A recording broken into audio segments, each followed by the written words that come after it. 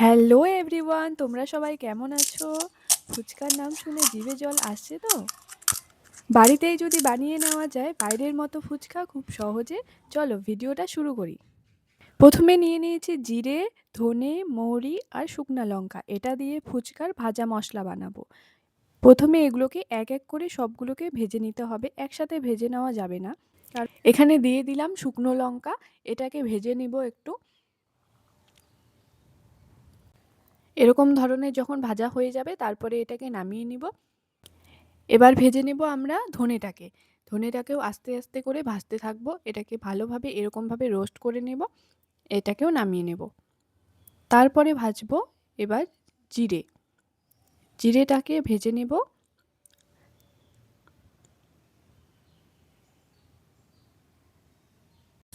এবার দিয়ে দিলাম মৌরিটাকে, এটাকেও ভাজতে থাকবো। মৌরি ভাজতে বেশিক্ষণ লাগে না, তাড়াতাড়ি হয়ে যায়। এটাকেও ভেজে নেব। আমার সব মশলা এক এক করে ভাজা হয়ে গেছে, দেখে নাও তোমরা। এবার এগুলোকে ভালো করে গুঁড়ো করে নেব। গুঁড়ো করা হয়ে গেছে, আমাদের ফুচকার ভাজা মশলা হয়ে গেছে। কত সুন্দর হয়েছে তাই না? এই মশলাটা না হলে বাইরের মতো ফুচকার টেস্ট আসবেই না। তো মশলা বানানো তো হয়ে গেল, এবার আমরা আলু মাখা বানাবো। আলু মাখা বানানোর জন্য এখানে নিয়ে নিয়েছি এতগুলো আলু। আলুটাকে সেদ্ধ করে নিব প্রেসারের মধ্যে। দুটো সিটি দিলে আলুটা গলে যাবে।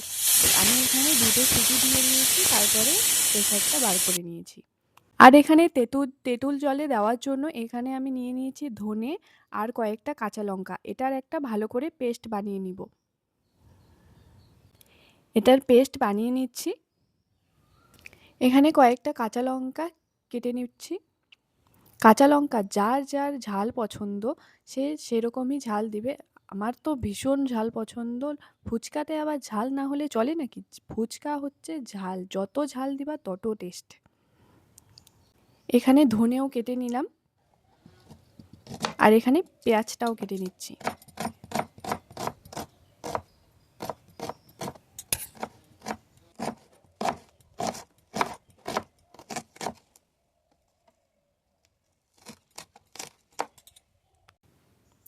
জল নিয়ে নিয়েছি। জলের মধ্যে এখানে তেঁতুল জলটা যে আছে, আমি আগে থেকে তেঁতুলটা ভিজিয়ে রেখেছিলাম।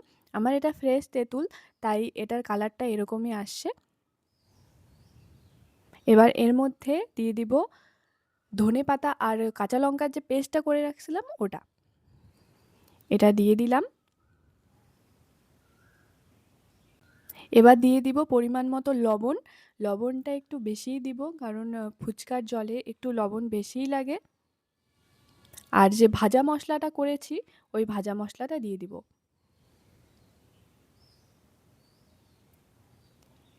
এখানে সানরাইসের যে চাট মশলাটা আছে ওটাও দিয়ে দিলাম। এটা ভীষণ ভালো টেস্ট, খেতে খুব ভালো। আমি এটা দেই। আর দিয়ে দিব লাল লঙ্কার গুঁড়ো। এখন থেকে এত সুন্দর গন্ধ বার হচ্ছে, জিভে জল চলে আসছে। এবার এটাকে ভালো করে মিক্স করে নিব। মিক্স করা হয়ে গেলে একটা লেবু কেটে এর মধ্যে দিয়ে দিব। লেবুর রস দিলে ভালো গন্ধটা হয় আর খুব টেস্ট লাগে। এখানে আমি লেবু নিয়ে নিয়েছি, লেবুর রসটা দিয়ে দিচ্ছি। এবার লেবুটাও এর মধ্যে দিয়ে দিব, তাহলে খুব সুন্দর একটা গন্ধ থাকবে। এবার নিয়ে নিচ্ছি আলু। আলু মাখাটা এখানে আমি আগেই মেখে নিয়েছি একটু। তারপরে দিয়ে দিলাম কাঁচা লঙ্কা, পেঁয়াজ কুচি। তোমরা যদি পেঁয়াজ না খাও তাহলে পেঁয়াজটা স্কিপ করতে পারো। আর এখানে যে ধনে আর কাঁচা লঙ্কার যে পেস্টটা করেছি ওটাও এর মধ্যে দিয়ে দিলাম।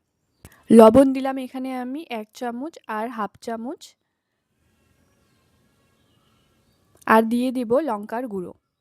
লঙ্কার গুঁড়ো একটু দিলাম, হাফ চামচের মতো। আর যে ভাজা মশলাটা করেছি ওই ভাজা মশলাটা এর মধ্যে দিয়ে দিলাম।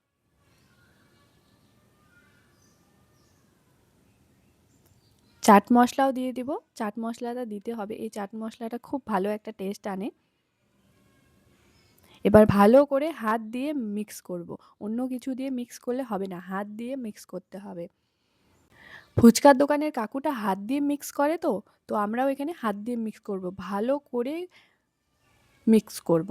এই দেখো আমি কত ভালো করে মিক্স করে নিয়েছি। এরকমভাবে ভালো করে মেখে নেব। মাখা হয়ে গেলে এবার যে আমরা যে টক জলটা বানিয়েছি ওই টক জলটা এর মধ্যে দিয়ে দিব। আমি ২ চামচ মতো টক জল এখানে দিয়ে দিলাম। টক জলটা দিলে একটু ভালো লাগে। ফুচকার দোকানের কাকুগুলো এভাবে দেয়। ব্যাস ভালো করে মাখা হয়ে গেল, আমাদের আলু মাখা হয়ে গেছে। এবার এখানে আমি গরম তেলের মধ্যে পাঁপড় নিয়ে নিয়েছি। পাঁপড় বলতে ফুচকার পাঁপড়। আমি ২-৩ বারের মতো চেষ্টা করেছিলাম যে সুজি আর ময়দা দিয়ে বানানোর, কিন্তু ওগুলো আমার কাছে সেরকম পারফেক্টভাবে ওই ফুচকার দোকানের মতো হয় না। আর সময়ও লাগে। ওর জন্য কম সময়ের মধ্যে এই পাঁপড়গুলো দিয়েই বেস্ট লাগে আমার। তো আমি এই পাঁপড়গুলো দিয়েই বানাই।